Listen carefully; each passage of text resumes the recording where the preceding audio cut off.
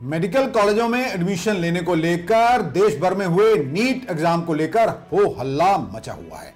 विद्यार्थी लगातार प्रदर्शन कर रहे हैं और national eligibility cum entrance test को लेकर कई तरह के सवाल उठाए जा रहे हैं।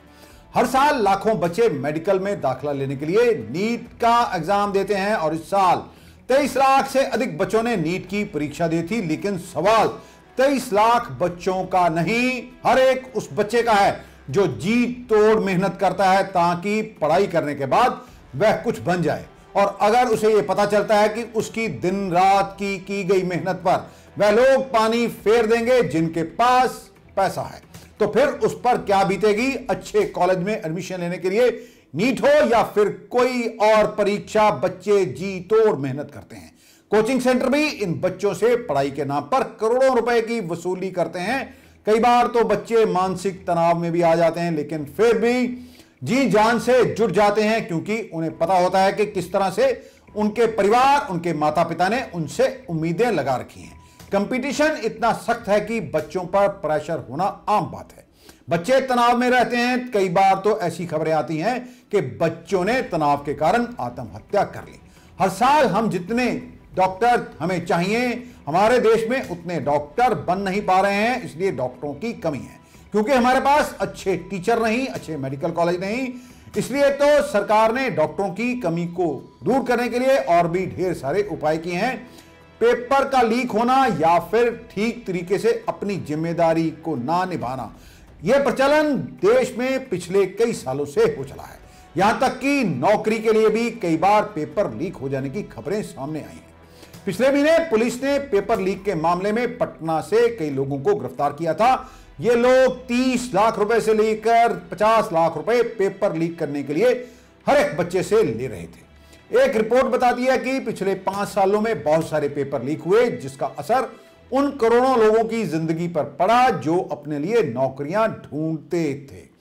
1 करोड़ से अधिक लोग जो है उन्हें उम्मीद रहती थी कि पढ़ाई के बाद या उन्हें नौकरी मिलेगी, लेकिन पेपर लीक ने उनकी उम्मीदों पर पानी फेर दिया। जब पेपर लीक होता है तो सरकार कमेटियां बैठा देती है, लेकिन फिर नतीजा ढाक के 3 पात। कई बार मामला अदालतों में जाता है, लेकिन अदालतें भी क्या करें क्योंकि सरकारें अपनी नाकामियां हैं बाद में दूसरों पर थोपने की कोशिश करते हैं। उन बच्चों के भविष्य का क्या जो बच्चे पढ़ते हैं। वैसे तो पारदर्शिता के नाम पर हमारे मुल्क में हमारे नेता ढिंढोरा पीटते हैं, लेकिन क्या यही पारदर्शिता है। एक के बाद कई खुलासे हुए लेकिन प्रधानमंत्री चुप हैं। आज इसी को लेकर राहुल गांधी ने भी प्रधानमंत्री पर कटाक्ष किया और कहा बच्चे कितनी मेहनत करते हैं, रात रात पर जागते हैं, लेकिन आखिर में उन्हें मिलता क्या है। सवाल सबसे बड़ा यह है कि क्या हमारे देश में ये धांधलियां कभी रुकेंगी या फिर बड़े लोग हमेशा कोई ना कोई बहाना बनाकर बच जाएंगे। किस तरह बच्चे पढ़ते हैं जो कि सो भी नहीं पाते ताकि वह अपने जीवन में कुछ बन जाएं, लेकिन बाद में जो चीजें, जो घटनाएं सामने आती हैं उससे उनकी मनोदशा पर क्या असर पड़ता है, उनकी मानसिकता पर क्या असर पड़ता है, यह किसी से छिपा नहीं। आपको यह भी बता दें, एक और जो अलग मामला इस बार हुआ है कि 67 बच्चों को 720 में से 720 नंबर दिए गए हैं। 2020 में 4 लोगों ने टॉप किया था, तब भी किसी के 720 नंबर नहीं आए थे। और 2023 में सिर्फ 2 लोगों ने टॉप किया था और इस साल 67 बच्चों के 720 नंबर आते हैं। ऐसे कई सेंटर हैं जिनके कई बच्चों के 720 नंबर आए। इसके पीछे नीट को कंडक्ट करने वाले तर्क क्या देते हैं कि इस बार एग्जाम आसान था, इसलिए इतने सारे बच्चे एक साथ टॉप कर गए। लेकिन जब पेपर हुआ था मई में तो बच्चों ने यह कहा था कि इस बार एग्जाम बहुत टफ है। फिर यह भी कहा जाता है कि 67 बच्चों में से 54 को ग्रेस मार्क्स दिए गए, इसलिए उनके नंबर एक जैसे आए। आखिरकार इनको ग्रेस मार्क्स दिए क्यों गए, यह बहुत बड़ा सवाल है। नीट एग्जाम विवाद पर केंद्रीय शिक्षा मंत्री धर्मेंद्र प्रधान कहते हैं कि नीट एग्जाम के साथ समझौता नहीं होगा, एग्जाम को 0 एरर बनाया जाएगा। लेकिन इस बार जो हुआ उसके लिए क्या, वह यह भी कहते हैं कि एनटीए के लिए हाई कमेटी गठित होगी और इसको और बेहतर करने की सिफारिश की जाएगी। उन्होंने यह भी कहा कि नीट परीक्षा के संबंध में हमें बिहार सरकार की ओर से लगातार संपर्क मिल रहा है और पटना से भी हमें कई तरह की जानकारियां आ रही हैं। आज भी कुछ चर्चाएं हुई हैं, पटना पुलिस के पास कुछ जानकारी आई जो सबके सामने भी है। डिटेल्ड रिपोर्ट जल्द भारत सरकार को भेज देंगे। वह कहते हैं कि मैं आपको विश्वास दिलाता हूं कि इस मामले में जो भी दोषी पाया जाएगा, चाहे वह एनटीए हो या फिर एनटीए से जुड़ा कोई भी अधिकारी, उसके खिलाफ सख्त से सख्त कार्रवाई की जाएगी। वह यह भी कहते हैं कि मैं आपको यह भी सूचित करना चाहूंगा कि सरकार एक हाई लेवल कमेटी का गठन करने जा रही है। इससे पहले 11 जून को भी सुप्रीम कोर्ट ने यह अपील खारिज की थी। आज सुप्रीम कोर्ट में परीक्षा रद्द करने पर मांग वाली न्याय याचिका पर भी सुनवाई हुई। यह अर्जी 49 स्टूडेंट्स की ओर से और स्टूडेंट फेडरेशन ऑफ इंडिया की ओर से लगाई गई थी। अब इस पर सुनवाई 8 जुलाई को होगी। याचिकाकर्ताओं ने एग्जाम में 720 से ज्यादा स्कोर करने वाले स्टूडेंट्स का बैकग्राउंड चेक करवाने और फॉरेंसिक जांच करवाने की भी मांग की है।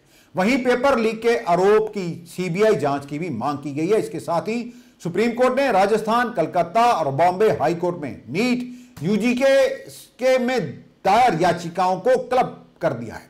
अब इन पर सुप्रीम कोर्ट में 8 जुलाई को सुनवाई होगी। नेशनल टेस्टिंग एजेंसी ने यह मांग की थी। सुप्रीम कोर्ट में इस मामले की सुनवाई जस्टिस विक्रमनाथ और जस्टिस एसवीएन भट्टी की वेकेशन बेंच कर रही है। सुप्रीम कोर्ट ने मंगलवार को नीट काउंसलिंग पर रोक लगाने से इनकार कर दिया। सुप्रीम कोर्ट की बेंच ने परीक्षा कराने वाली संस्था नेशनल टेस्टिंग एजेंसी यानी एनटीए को नोटिस जारी किया और कहा, नीट यूजी की विश्वसनीयता प्रभावित हुई है, हमें इस पर जवाब चाहिए।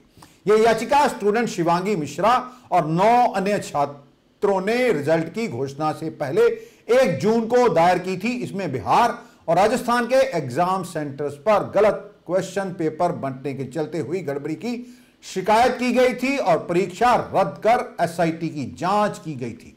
धर्मेंद्र प्रधान ने कहा कि लाखों मेधावी छात्र के हितों को ध्यान में रखा जाएगा और कहा, नीट के मामले में जो लाखों मेधावी छात्र परीक्षा में पास हुए हैं, उनके हितों को भी हमें ध्यान में रखना है।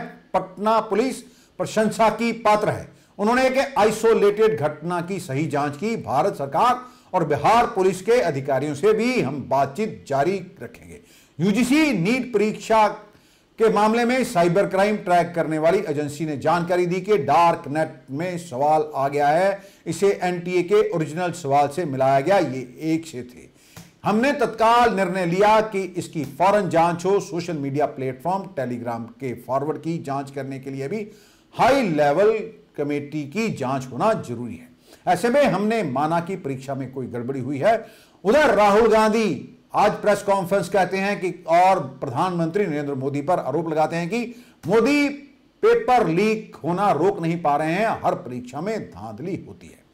वह कहते हैं कि आखिरकार क्यों रुक नहीं पा रहे पेपर लीक होना, वह और भी कई तरह के सवाल प्रधानमंत्री पर उठाते हैं। इसी को लेकर बीजेपी के प्रवक्ता शहजाद पूनेवाला के भी बयान आता है। वह कहते हैं कि राहुल गांधी व्यक्तिगत दुश्मनी प्रधानमंत्री के साथ निकाल। लेकिन सवाल सबसे बड़ा वो है कि आखिरकार उन बच्चों का क्या जिन बच्चों ने दिन रात मेहनत करके पढ़ाई की, इसकी तैयारी की और बाद में उन्हें अब धक्के खाने पड़ रहे हैं। इसकी आज नीट की परीक्षा को रद्द करने के लिए भी पटना के कारगिल चौक में छात्र संगठन एआईएसएन ने प्रदर्शन किया।